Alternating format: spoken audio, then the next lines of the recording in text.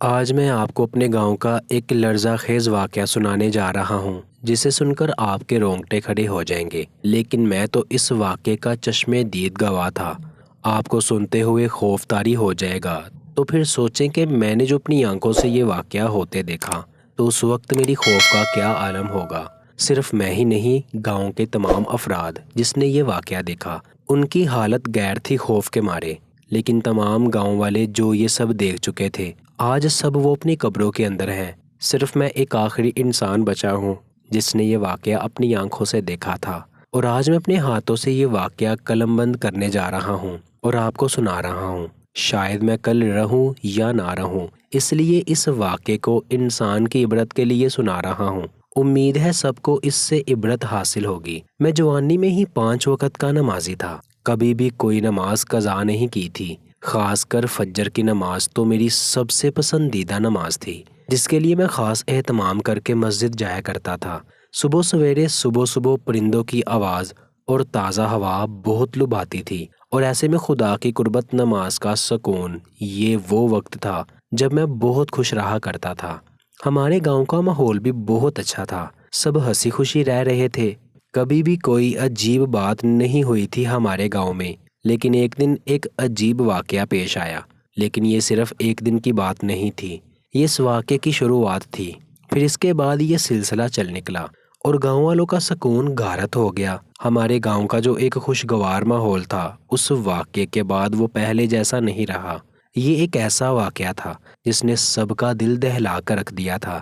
اس واقعے کے بعد گاؤں کے بچے تو کیا، بڑے بھی خوفزدہ رہنے لگے تھے کہ یہ سب کیا ہو رہا ہے۔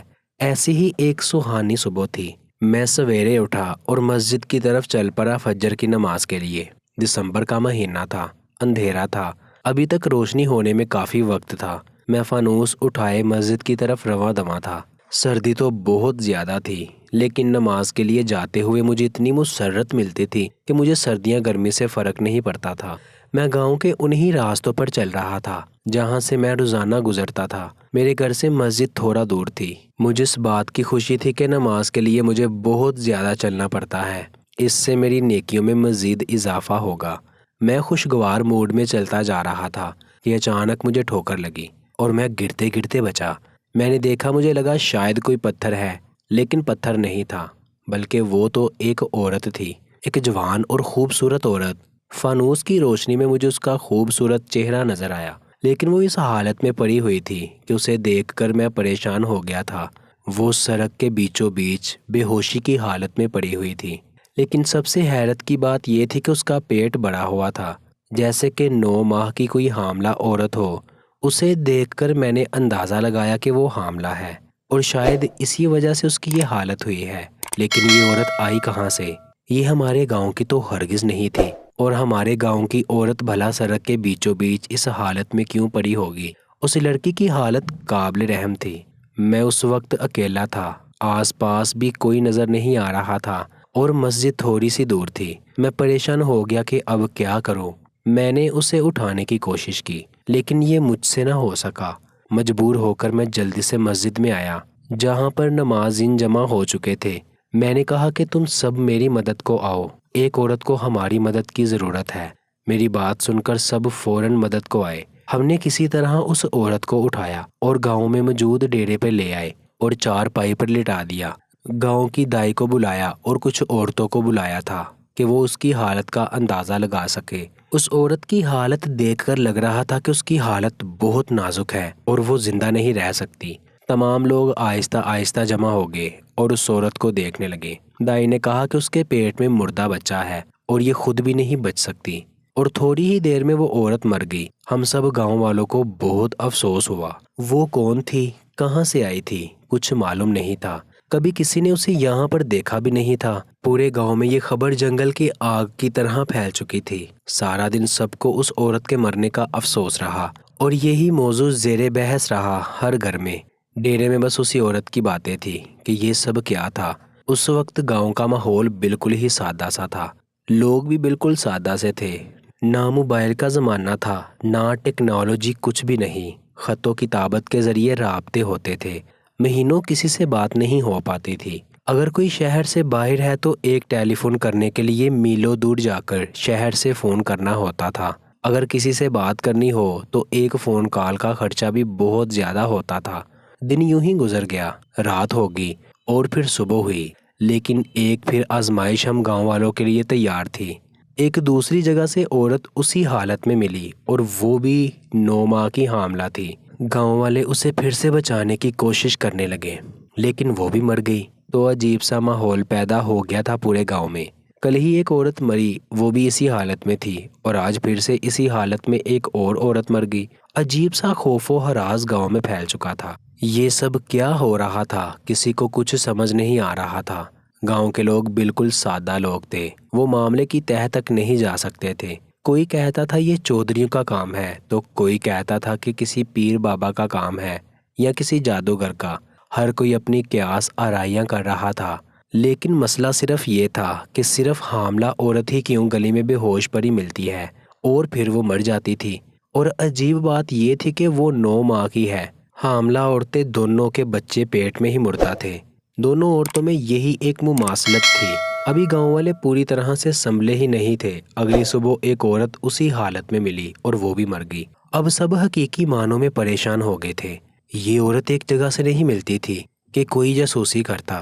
روزانہ الگ گلیوں میں کوئی عورت پڑی ہوتی۔ صبح صبح ایسا محسوس ہوتا کہ رات کو کوئی پھینک کر جاتا ہے ان عورتوں کو تاکہ کسی کو خبر نہ ہو۔ کچھ لوگوں کا کہنا تھا کہ گاؤں میں خوف و ہراس پھیلانے کے لیے یہ سب کیا جا رہا ہے، لیکن روزانہ ایک حاملہ عورت کہاں سے آتی تھی؟ آخر کسی میں اتنی طاقت نہیں کہ وہ یہ سب کر سکے۔ مجبور ہو کر گاؤں کے چودھری صاحب کے پاس یہ معاملہ لے جایا گیا تو وہ بھی سن کر پریشان ہو گئے۔ چودھری صاحب خود بھی سالوں سے بے اولاد تھے، لیکن انہوں نے دوسری شادی نہیں کی تھی۔ وہ چودھرائن کے ساتھ خوشگوار زندگی گزار رہے تھے۔ اس سلسلے چل نکلے کو تقریباً 12 دن ہو گئے تھے، اور ان 12 دنوں میں 12 عورتیں ایسی حالت میں ملی تھی۔ چودھری صاحب نے کہا کہ اس معاملے کی تہہ میں جانا ہوگا کہ کون یہ سب کر رہا ہے۔ یقیناً اس کے پیچھے کوئی بہت ہی لمبا ہاتھ تھا، ورنہ کسی عام آدمی کے بس کی بات نہیں تھی کہ ایسا کارنامہ سر انجام دے۔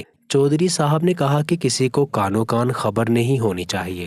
ہم اپنے جاسوس پورے گاؤں میں پھیلا لیتے ہیں۔ رات کو گاؤں کے چپے چپے میں چودھری صاحب نے اپنے آدمی کھڑے کر دیے تھے۔ آج کی رات بہت خاص تھی۔ آج ہر حال میں اس بات کا سراغ لگانا تھا کہ کس کی کارستانی تھی۔ بالآخر ایک جگہ سے کچھ آوازیں سنائی دیں۔ وہ تمام جاسوس جو چودھری صاحب کے تھے ایک دم سے چوکنے ہو گئے۔ میں بھی ان کے ساتھ تھا۔ ایک بیل گاڑی آ کر رکی جس میں 2 آدمی تھے۔ بیل گاڑی میں ایک عورت تھی، ان کے ہاتھ میں فانوس تھا۔ انہوں نے وہ عورت ویسے ہی گلی میں پھینک دی۔ وہ لوگ جانے ہی لگے تھے کہ چودھری صاحب اور ان کے آدمیوں نے انہیں پکڑ لیا، لیکن ہم سب کی حیرت کی انتہا نہ رہی جب ان آدمیوں کا نقاب ہٹا کر ان کا چہرہ دیکھا گیا تو وہ دونوں چودھری صاحب کی حویلی کے ہیں، سب سے خاص ملازم تھے۔ چودھری صاحب خود بہت حیران ہوئے کہ آخر یہ سب کیا ہو رہا ہے۔ انہوں نے ان دونوں کو قید کر دیا اور ان سے حقیقت اگلوانے کے لیے انہیں خوب مارا، لیکن ان کی زبانوں پر تو جیسے قفل لگے ہوئے تھے۔ وہ کچھ بھی بتانے کے لیے تیار نہیں تھے۔ یہ کیا ہو رہا تھا چودھری صاحب خود بھی سمجھ نہیں پا رہے تھے۔ وہ اس لیے پریشان تھے کہ گاؤں والوں کا شک چودھری صاحب پر ہی جاتا، کیونکہ وہ ان کے اپنے آدمی تھے۔ چودھری صاحب نے ان آدمی کو آخری دھمکی دی کہ اگر سچائی نہیں بتائیں گے یہ سب کس کے کہنے پر کیا ہے تو انہیں موت کی سزا سنائی جائے گی۔ ہر انسان موت سے ڈرتا ہے۔ وہ لوگ بھی خوفزدہ ہو گئے تھے، لیکن جو انکشاف انہوں نے کیا وہ سن کر تو سب کے سروں پر جیسے آسمان گر گیا تھا۔